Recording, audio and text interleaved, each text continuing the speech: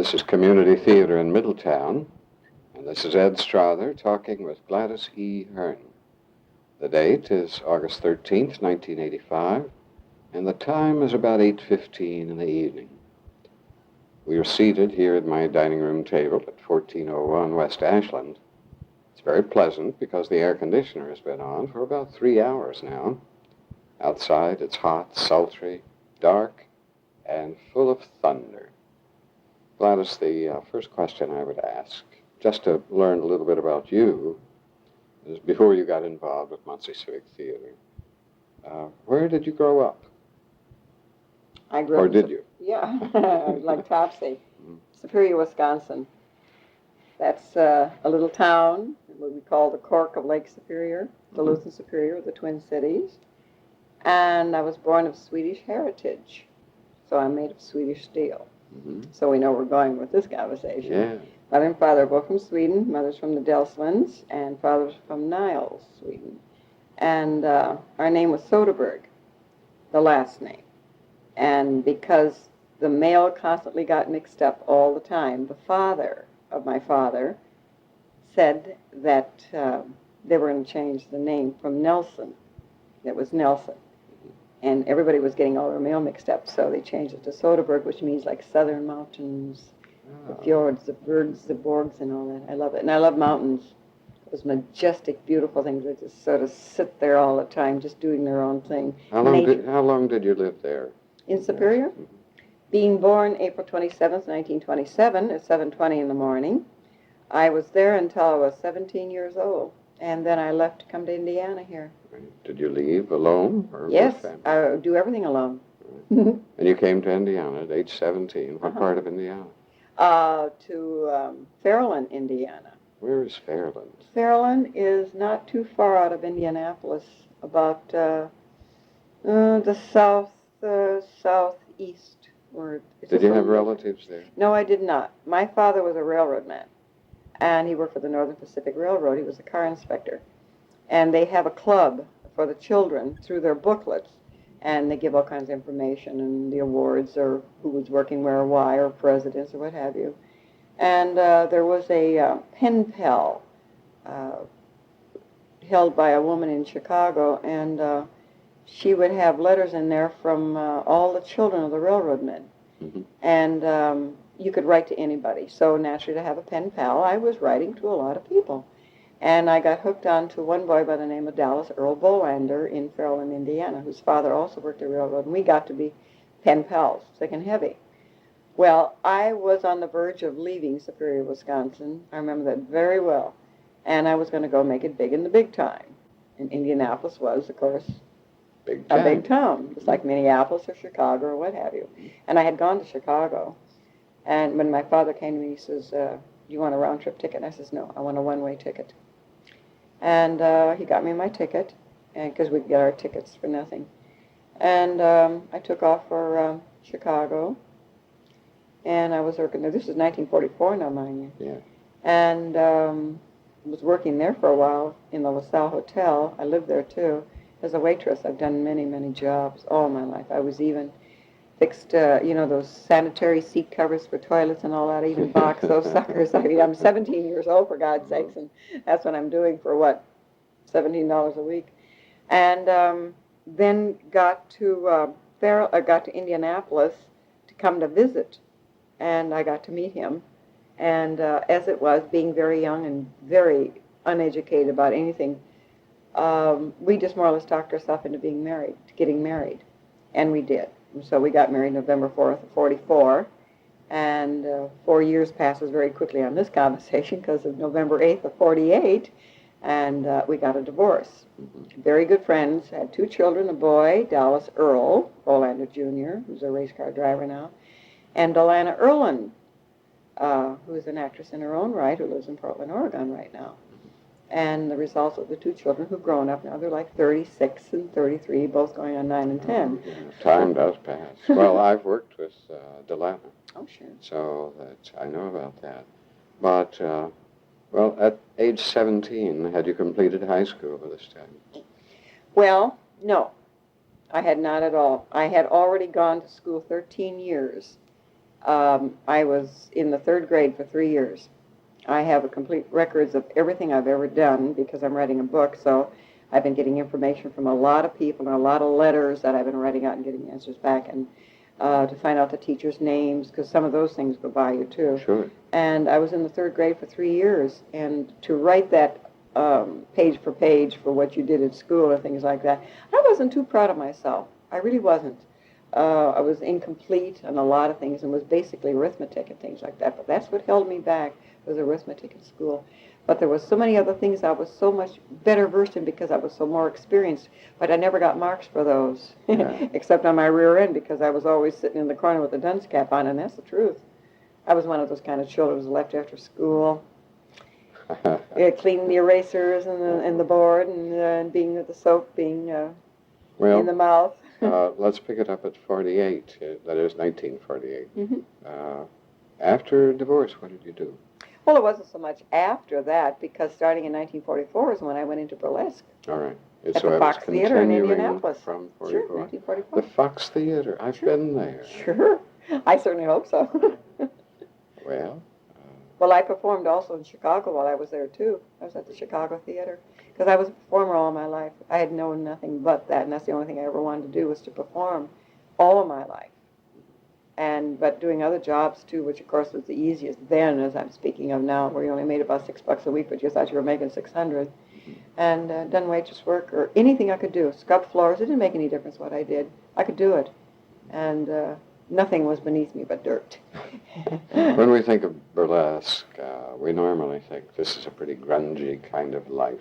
Mm-hmm. Was that your experience? Was it a... Well, to tell you the truth, when you're doing it, you don't realize it as much as, except for when people are talking about it years later and you read up about it and you say, Is that what I was in? Is that what I was in? Because the book that I have, which will be out in the lobby during Sunshine Boys, it tells about all that and it shows the pictures and that. But you don't see that at that time. It's just like little children growing up and they say that I lived in poverty. You don't even know that word. You have no conception. You can't put the two connectors, like you take your mother, father for granted. You have food and you have clothes and you have a house and you live in it and you're taken care of. And no matter what the environment is around you, you just do the normal things as a child.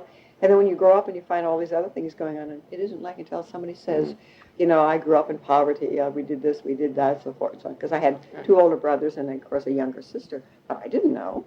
I mean, my clothes were made for me. There were hand-me-downs, which I still do this very day because I can't get to the fact of getting into a store and buying a brand-new dress for the price it is. I'll either make it or I'll buy it at Raggedy Ann or a bargain box or something for $1 to $3. I'm still that way.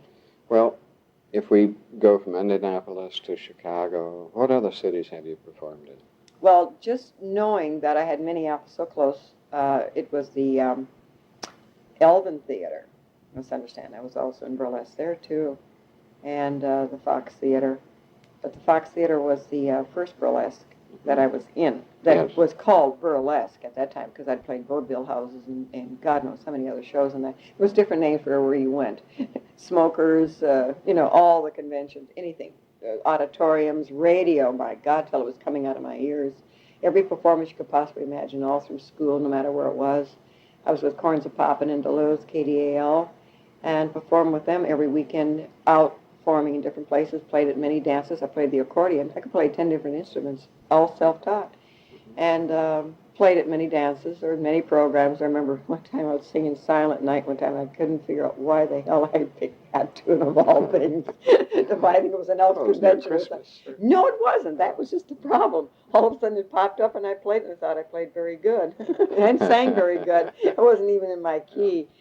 Well, how about New York? Did you get into New York? Well, I've gone into New York a couple of times in that, but that wasn't at the very beginning of all of this, the main thought. What I wanted to do was to become a movie star. That was the one thing that I used to sneak in theaters for and memorize the movie stars and who they came, you know, where they came from and all that stuff. I thought there was just a little corral where all the stars stayed. They never went to the bathroom and never ate because they were never seen any more than beautiful, you know. Yeah. We're talking about out of the 30s and the 40s, you know, and of the 50s. I still think that way until, like I say, we read about it and then we don't realize that. True. That they but you did perform in New York. Yeah, and outside of New York, too. I almost became a gypsy. But I had my own show in Atlanta. on the boardwalk of Atlantic City in the convention hall. Oh, yes, there was my name right up there on the marquee. Well, how about Dallas or L.A.? Traveling all over the country. At one time, I traveled for 18 years out on the road, being a performer, all my life. And this was all before I came, although I'd lived in Muncie because I performed in Muncie. I came here. I was married again, well, for the third time, February 20th of 58. And then not long after that, of course, being on the road, and that I got to perform here at the 67 Supper Club. And this was even before the Civic Theatre was even moving into their little place. And when I got to perform here, I was living at the Kirby Hotel right across the street from this place because I performed at the 67 Supper Club so many times. And I was running across over there, and they were just cleaning that thing up and all that. And this was also when I had stated, that I would like to help out, and that's when I was told, we don't use people like you in the theater, one of these things. But, of course, after time and trial of many, many years, but for 18 years, you must understand, being out on that road, constantly traveling all the time. I brought the book with me, and that's the record book. There's only one other person that's ever seen that, and that was Betty Harris, when she wrote up an article on me when we did Gypsy. Mm-hmm. And I was Tessitura, and I told her, I says, well, this is my book. I says, nobody sees it. But, you want to answer that, and we'll shut it off right now. Okay, we'll close down here. Well, anyway. Yes, well, speaking of Muncie and your performance at the 67 Supper Club, I didn't even know you at that time. I didn't. But I was introduced to you without your knowing. You were going out the door of Civic Theatre. That's after we had moved into the old Star Theatre. And it was Irene Belcher who said, you really must go out to the 67 Supper Club and watch her dance. He said, I'd love to, but I never did get out. Now, I know that Irene and Doug and Fred and Betty Henshaw. Yes. They were devout fans. Oh, yes. And they both, well, the first things I heard about you were very, very complimentary. I really must say that. And since then, I have heard some It isn't until they get to know me, then they can say whatever they want to, because I'll live up to it. They had taken me to the Masonic Temple to see one of the shows down there. What was it? They were carrying a coffin out over their heads. I forget the name of the play right at the moment because it slipped my mind. But it was one of their last plays or so that was going on in there. Uncalculated Risk, was that it or something like that? I don't know. One of those type of a mystery plays when somebody had been shot and they were all carrying up the casket. I was sitting in the back of that area. No, Irene and Doug and Fred and Betty. Oh, my God, we used to have so much fun. We used to travel, God knows, wherever I was performing in Indiana. And even when I was at the Silver Slipper in Newport, Kentucky, and I was playing at the Beverly Hills and all that too, they would come down and see me perform. I'd look out there, and there were their faces. They followed me. I had one of the biggest fans groups in Indiana, and I was the only performer. I found out later on, again, that I was the only performer that could do that and did that and stayed played in Indiana as long as I did.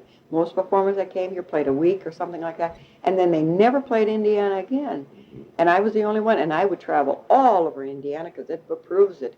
I was in some places as long as 6 weeks, and that's unheard of for a single performer. A single performer. I was all by myself. There was nobody else on the act. But like in Fort Wayne, we had like All-Star Girl Reviews. We'd build up different things in different places and had an all-girl band, had all-girl chorus line, girl singers, girl comedians. And, of course, being a triple threat myself, I was a singer, dancer, comedian. Plus made wardrobe, plus did everything else. Plus accordion player. Yes, I was a musician, so that helped, too. But being in show business all my life, I knew my lighting, I knew my sound, I knew my music, I knew choreography, the whole thing. I mean, the whole ball of wax. I had training like you wouldn't believe, because coming up through the theater and the performances that I did working with all these professional people, all my peers, my beautiful, beautiful peers, who have, of course, since then have all passed away or selling Bibles, which some of them wound up doing, or just in staying behind their closed doors, just wanting to be left alone. Because they lost their incentive, they got older, like we all do, and there was nothing longer for us. But I'm glad this era's back, because they want us older performers again. I might go back into just to get even. Well, I really ought to get into your role with Civic Theatre at the present time. Mm-hmm.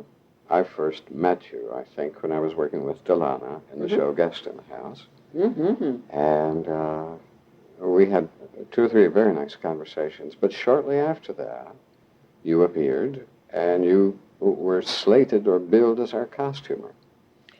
And that is a position you seem to have held from that time on. Well, that and a lot of other things, which, of course, the unsung heroes don't get written about, But it took many, many years to get up to that. This happened in 1966 when they were doing Sound of Music, and there was I was still on the road because I was on the road for many years even after that, and performed all over the country, coming back every once in a while, seeing the plays at Civic and such. And I was helping with costumes and props and things because I would be getting calls, and I said, sure, I'd be more than glad to help you. They didn't know me or about me yet, so forth. In other words, I'm a touchy subject to begin with anyway because I'm an overkill.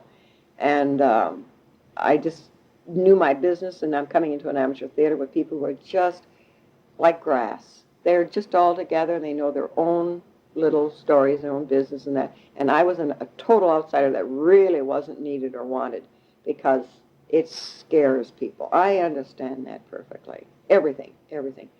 And, but it wasn't until, anyway, on Sound of Music, Jim Harden was directing that one, and there was an ad in the paper. Evelyn Yinks had put it in, that they needed people to wear costumes.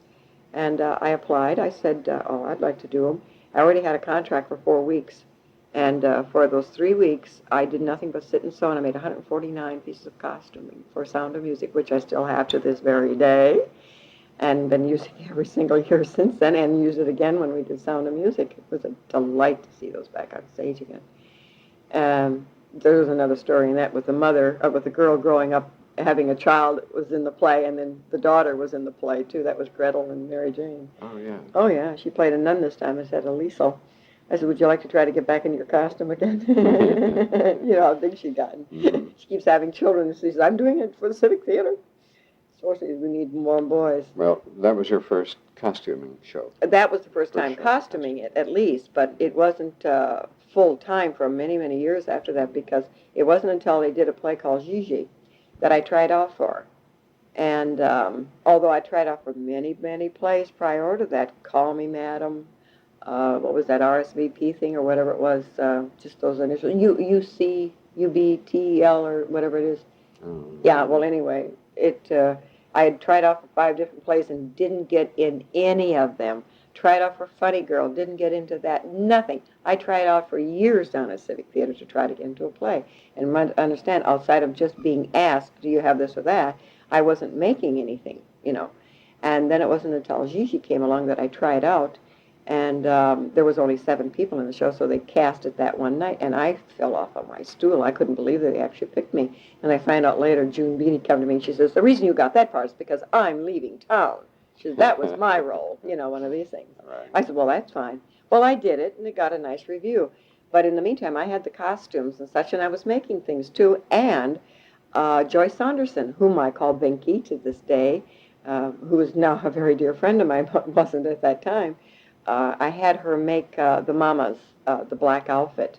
And she made that because they did introduce me to some of the other people that were down there. I remember one of the guys that was working on the costumes downstairs. It wasn't Cliff, it was another guy.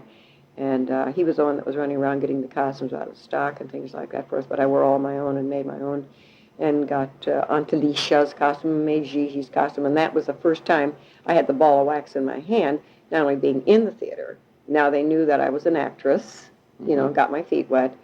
And but it wasn't the first play I did in Muncie, because Sweet Charity was that summer at Ball State in Little Theater. And I got the role of Helene. And it was from that, I think, that they at least knew that I could be under control with the director.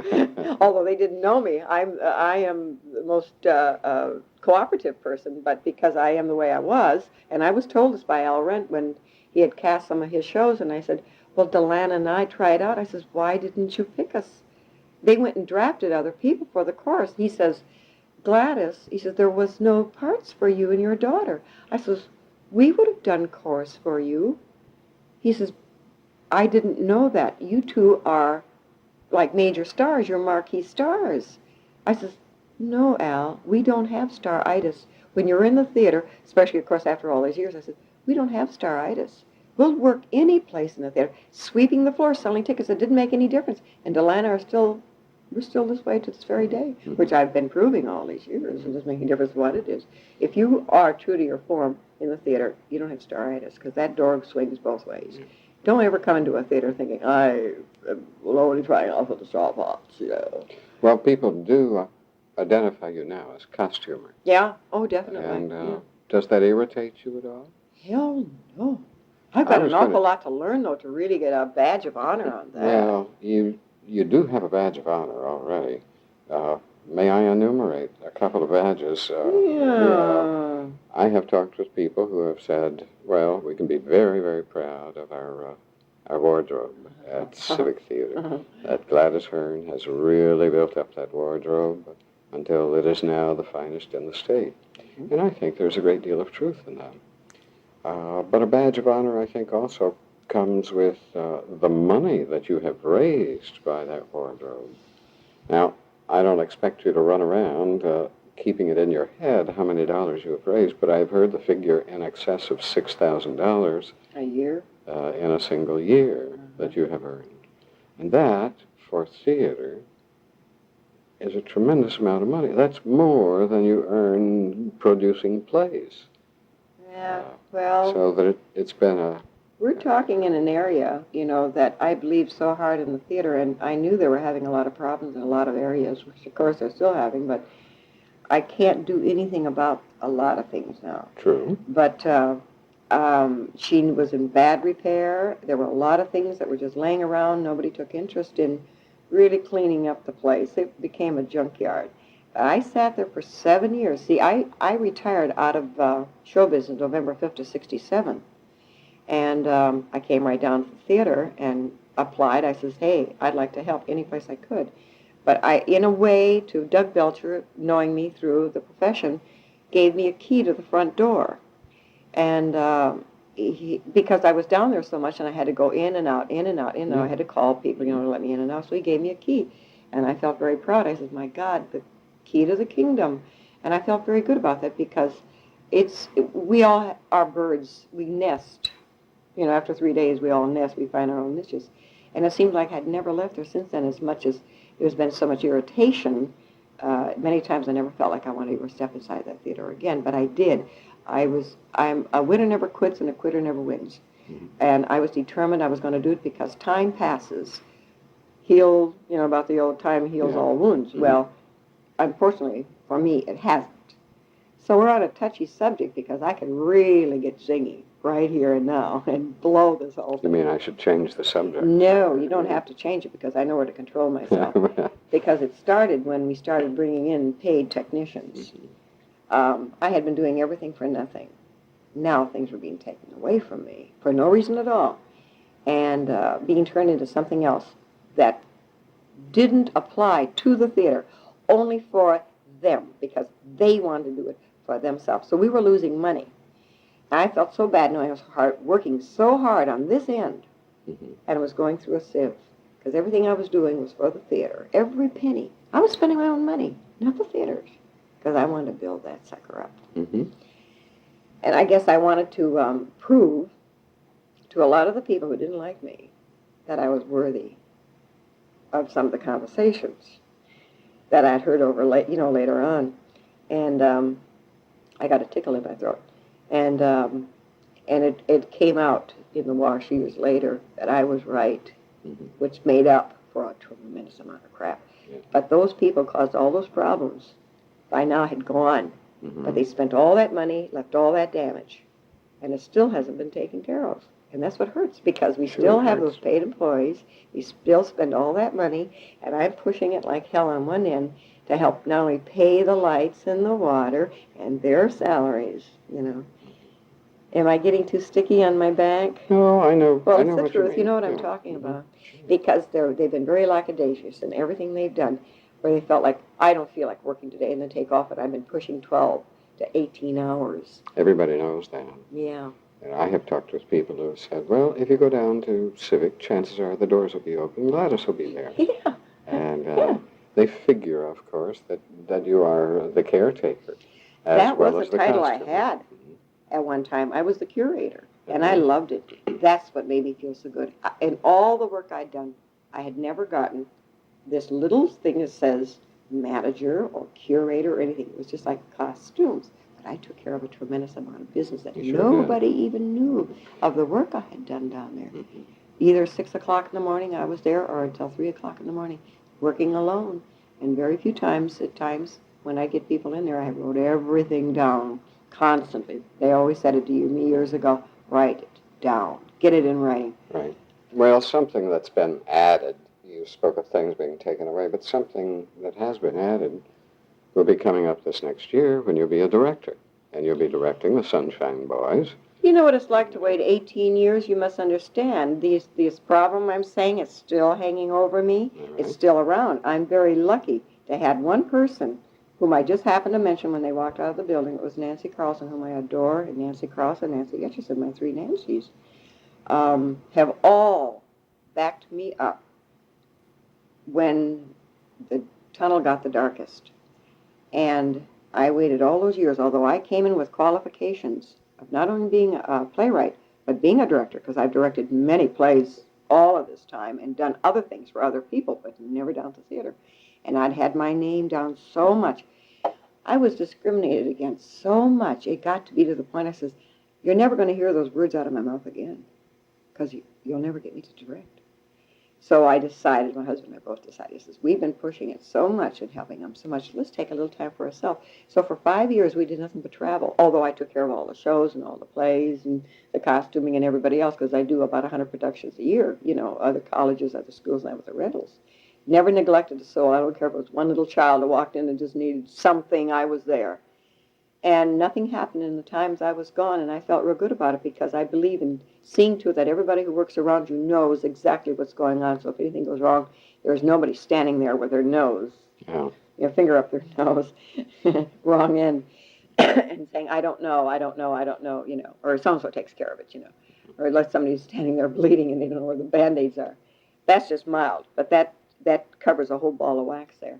So I felt a tremendous freedom and no guilt, because that was put on me once before. He says, Gladys, don't you feel guilty, or aren't you going to feel guilty, or what's going to happen if you're gone, and this and that? And I says, who cares? I started getting a little obstinate because too many things were against me, so I was starting to get a little bit obstinate.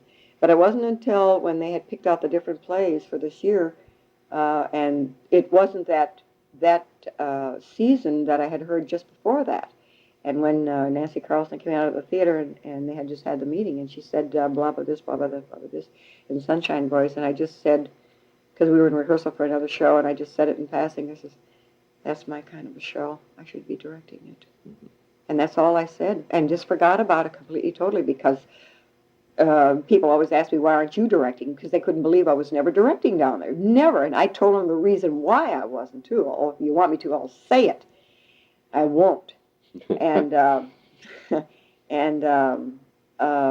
and when they finally came and told me that was a very big red letter day for me, it was marked on the calendar and in the diary and so forth and so on. The day diary, the month diary, the year diary, the 5-year diary.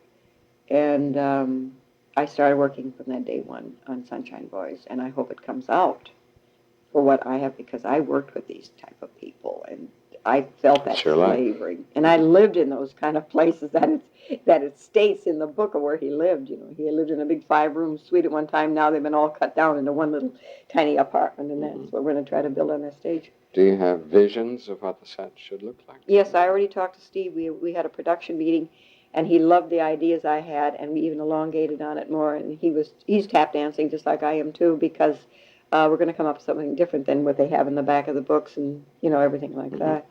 And it's going to be very functional, and it's going to be great, because it's a one set piece, although the second act, first scene, takes place in a television studio.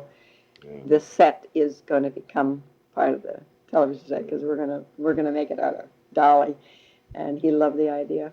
I'm going to have a lot of people contribute to this, whom is still alive, who still has material for the lobby. I want people to see our comedians and read about a lot of the stuff, plus the book I have. That was one of the books that they missed me on, because there's been about 5 books I've read so far, and about burlesque. With the people I was around, and they wrote about them, I became an also-ran. So my name isn't in there. Oh, by the way, there's one thing we never mentioned in my profession. I was Mademoiselle Gigi. Oh, that's true. That's right. Yeah. That's been on many marquees Yes. all over the country, and very proud of the fact. And at the 67 Supper Club. Well, it's not that, but in every marquee, wherever I performed, it was the only name on the marquee. The one thing I was proud of that I had done, that of all the biggest things that could have ever happened in this world, you think, I became an also-ran again. And this was in 1961, the Man in Space program. Yeah. I was the only entertainer picked out of every entertainer in the country to go down and perform for the Man in Space program. And with every communication of magazines, radio, television, movies, I mean, everybody was down there, had a camera. My name was on the marquee, right, and I performed. It was all the things written up about, nothing was said about me. I said, nobody even knows I was down there. I was paid very well and stayed at the motel right there for 3 days. I was paid very well and fed very well, and met people like you wouldn't believe. I met a tremendous amount of dignitaries and movie stars, and that all my life. I've been around them all my life. And ever since I was a child, because I started performing when I was 3, and I'm 58. I admit my age because I'm lucky to have lived this long, really, and without a scar. Without a scar. Well, that's a good place for us to sign off, I think. This is Ed Strother.